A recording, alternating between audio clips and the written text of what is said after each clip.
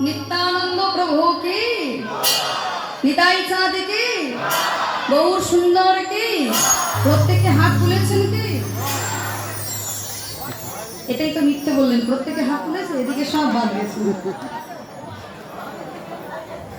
তাহলে যে চৈতন্য মহাপ্রভু তিনি যখন নদিয়া নবদ্বীপের মাঝে এলেন, শুনুন জয়লা শুনুন না কেন, আগে কিন্তু এই গৌরের কথা একটু আস্বাদন করতে হবে। সে 10 মিনিট হোক, 15 মিনিট হোক, আধা ঘন্টা হোক, শুনতে কিন্তু হবে, কারণ এনার চরণে আশ্রয় না করে কৃষ্ণ কথা বলা যাবে না। তো চৈতন্য মহাপ্রভু যখন নদিয়া নবদ্বীপের মাঝে এসেছিলেন, তার করুণা, তার কৃপা, তিনি আমাদের জন্য কি করেছেন একটু জেনে নিন। কি করেছেন? সব থেকে বড় একটা উপকার তিনি করেছেন, যে জাতি ধর্মের বেড়াজালটা তিনি ভেঙেছেন, তাই তো?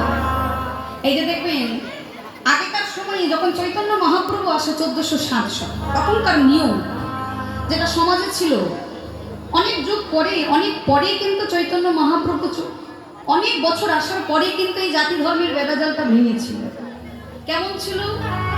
যেখানে হিন্দুরা অর্থাৎ হিন্দুরা বসবাস করত, সেখানে কোনোদিন মুসলমানরা আসতে পারত না, প্রবেশ করতে পারত না, মানে হিন্দু রাজ্য যেখানে।